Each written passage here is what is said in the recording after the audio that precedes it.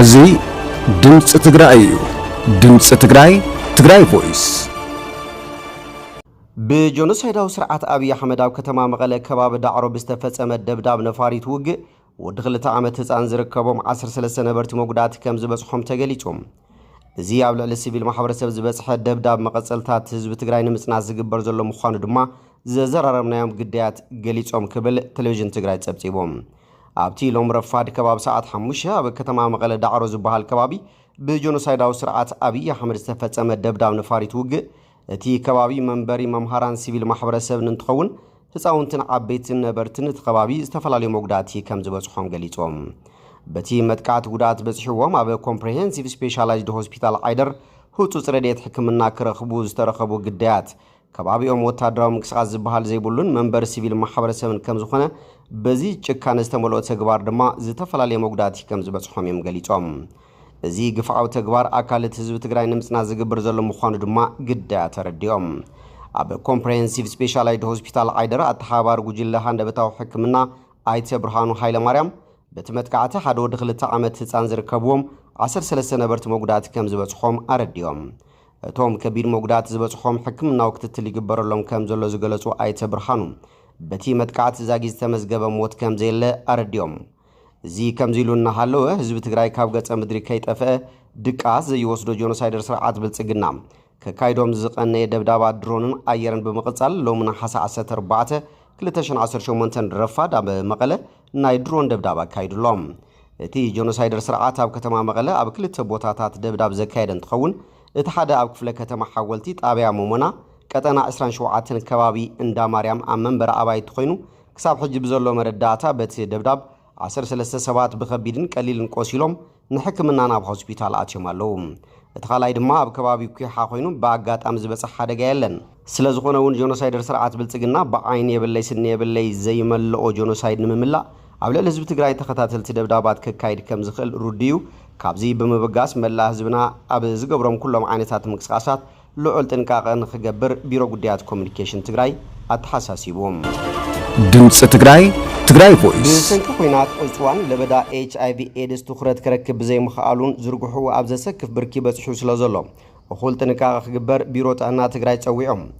ብርኪ ለበዳ ኤችአይቪ ኤድስ ኣብ ትግራይ 300 በጽሑ ከም ዘለውን ቢሮ ጥዕና ትግራይ እናገለጸ መጽዩ ኣብ ቢሮ ጥዕና ትግራይ ዳይሬክተር ምቁጻር ለበዳ ኤችአይቪ ኤድስ ኣይተፍስሃ ብርሃነ ኣብ ትግራይ ለበዳ ኤችአይቪ ናብ ዝኸፍአ ብርኪ በጽሑ ከም ዘሎ ሎሚ ንጋዜጠኛታት ኣብ ዝሃብዎ መብርሂ ገሊጾም ብሰንኪ ኩናትን ዝነበረ ዕፅዋን ክባን እቲ ሕማም እኹል ትኹረት ክረክብ ብዘይምኻሉ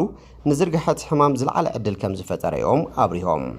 ብፍላይ ኣብ ከተማታት እቲ ዝርግሐ ብዝለዓለ መጠን ከም ዝረአን ካብተን ከተማታት ከተማ ምኾኒ ዝለዓለ ዝርግሐት ሕማም ዘለዋ እንትትከውን ብዞባ ደረጃ ኣብ ዞባ መቐለ ዝርግሐት ሕማም ዝለዓለ ከም ዝኾነ ገሊጾም ኣብዚ ሰዓት ምስ በዓል ኣሸንዳ ተኣሳሲሩ ዝለዓለ ጥንቃቐ ክግበር ከም ዝግባእን ነቲ በዓል ንምኽባር ሰብ ስለ ዝእከብ ደቂ ኣሸንዳ ዓርሰን ክሕልዋ ጸዊዖም ደቂ ኣሸንዳ ጽባሕ ተረከብቲ ዓዲ ምዃነን ኣሚነን ካብ መመሓላለፍቲ ዝሕማም ዝኾኑ ተግባራት ተቆጢበን ዓርሰን ካብዚ መብረሳይ ሕማም ክሕልዋ ይግባእ ክብሉ ገሊጾም ኣብዚ እኹል ግንዛበ ንምፍጣር ዓሊሙ ብቢሮ ጥዕና ፎረም ሰብ ሞያ ሚድያን ኪነ ጥበብን ከም ዝተጠያየሸውን ተገሊጾም ዕላማ እቲ ፎረም ብሚድያን ስነ ጥበብን ኣቢልካ እቲ ተዛሒሉ ዘሎ ግንዛበ ሕብረተሰብ ከም ብሓድሽ ሓፍ ንምባል ከም ዝኾነ ኣባላት ኣመራርሓ እቲ ፎረም ሓቢሮም ሚድያታት ኣብ ሕቶት ገዛ ምስ ምህላዋን ተኣሳሲሩ በዘቢልካ እቲ ሕብረተሰብ ኣብ ኤችአይቪ ኤድስ ዘለዎ ግንዛበ ከዓቢ ምስራሕ ከም ዘድሊ ዝተገለጸ እንትኸውን ብዙሕ መንእሰይ ዝኽተሎም ከምኒ ቲክቶክ ዝበሉ ማሕበራዊ ሚድያታት ምጥቃም ኣብ ምንካይ እቲ ለበዳ ዝለዓለ ግደ ከም ዝህልዎ እውን ተሓቢሩ ኪነ ጥበብ እውን ግንዛበ ምፍጣርን ኣብ ምንካይ እቲ ለበዳን ዝለዓለ እጃም ከም ዘለዎን ነዚ ኣብ ግምት ብምእታው ከየንቲ ኣባላት እቲ ፎረም ክኾኑ ኣመራርሓ እቲ ፎረም ጸዊዖም ድምጽ ትግራይ ትግራይ ቮይስ ዝኽሪ ተጋዳላይ መለስ ዝኽሪ ኩሎም ስዋኣትና ብምዃኑ ዝተቓለስሉ ዕላማ ሸቱኡ ንኽወቅዕ ብሓድነት ክንቃለስ ኣለና ክብሉ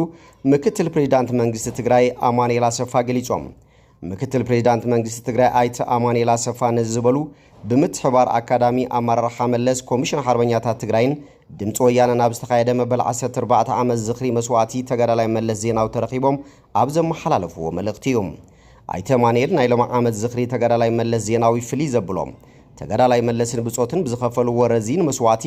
ንዘመናት መልሲ ዘይተዋሃቦ ሕቶ ህዝቢ መልሲ ክረኽቡ ዝገበሩ እንትኸውን ኣብዚ ሕጂ ሰዓት ግና ዝተኸልከለሉ ኩነታት ከም ዘሎ ገሊጾም ዝኽሪ መለስ ዝኽሪ ኩሎም ስዋዓት ደቂ ትግራይ ዝበሉ ምክትል ፕሬዝዳንት መንግስቲ ትግራይ ኣይተ ኣማኑኤል ኣሰፋ ህዝቢ ሕገ መንግስታዊ መሰሉ ዘረጋገጸ ህዝቢ ትግራይ ብዘካየዶ መስተንክራዊ ቃልስን ብፍላይ ድማ ብመሪሕነት ተጋዳላይ መለስን ብጾትን ብዘካየድዎ ዘይተሓለለ ተጋድሎ ምርካቡ ሓቢሮም ኮይኑ ግና መልሲ ረኺቡ ዝጸንሐ ሕቶ ህዝቢ ብምልካዊ ኣገዛዝኣ ጀኖሳይዳዊ ኣብይ ኣሕመድ ተኸልኪሉ ከም ህዝብን ብሄርን ክንበታተንን ክንጠፍእን ዘኽእል ሓደጋ ገጢሙና ኣሎ ክብሉ ገሊጾም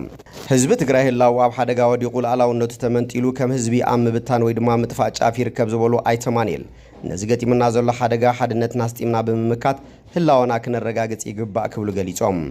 ኣይተ ኣማኑኤል ዘለውና ኣፈላላያት ገዲፍና በቶም ሓደ ዝገብሩና ዛዕባታት ብሄራዊ ሓድነትና ኣደልዲልና ነዚ ገጢሙና ዘሎ ፈተና ክንሰግርን ኣብዚ ትኩረት ጌርና ክንንቀሳቐስን ኣለና ኢሎም ዳይሬክተር አካዳሚ አመራርሓ መለስ ፕሮፌሰር ክንፈ አብርሃ በወገኖም ቀንዱ ውራይ አካዳሚ አመራርሓ መለስ ዜናዊ ከም መለስ ዝበሉ ቡቕዓት መርሓት ምፍራይ ኢሎም ብምዃኑ ድማ ክብርታትን አስተምሮታትን መለስ ዓጥዒትና ብምሓዝን ዝተሰኪምናዮ ዘለና ዓብይ ግደ ክንዓውት ኣለና ክብሉ ገሊጾም ከም ጸብጻብ ቤት ጽሕፈት ፕሬዚደንት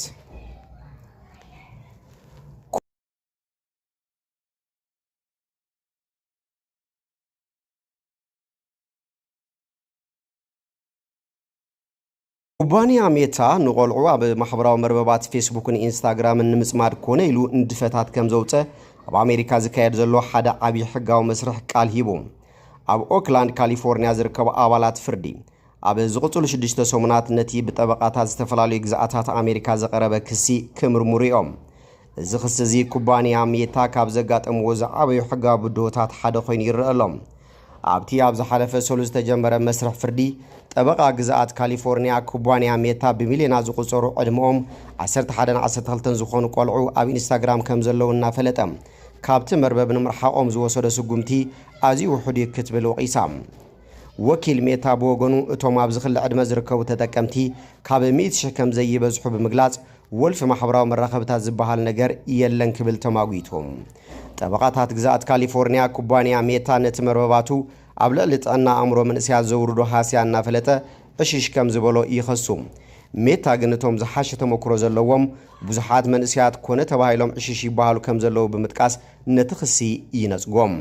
እዚ ክሲ ኣብ 2023 ብ29 ግዛኣታት ኣሜሪካ ዝተመስረተ ኮይኑ እቲ ኩባንያን ሕግታት ሚስጥራውነት ቆልዑ ብተደጋጋሚ ጥሒሱ ብዝብል እዩ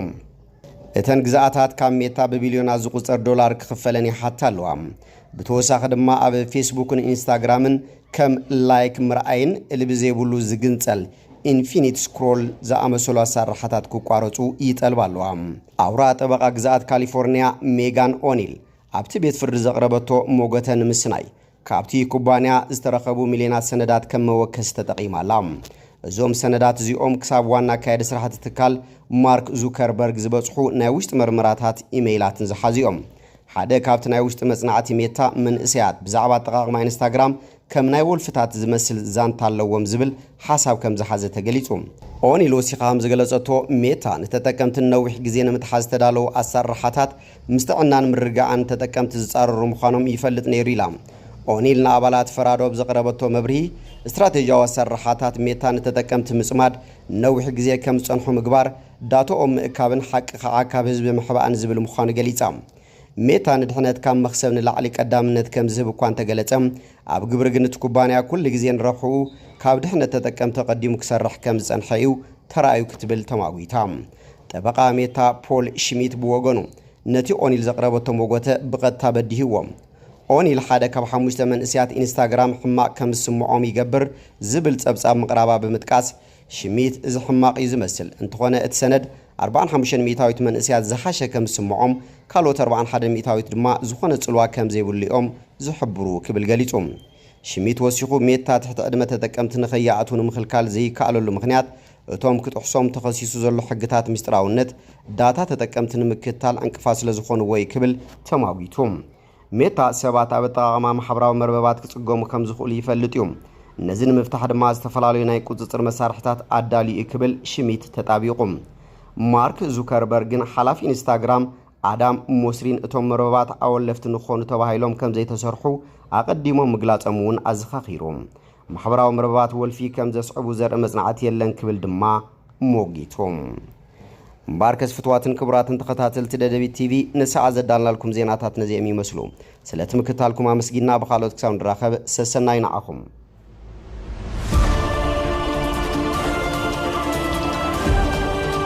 ازي دمص تግራይ እዩ ድምጽ ትግራይ ትግራይ ቮይስ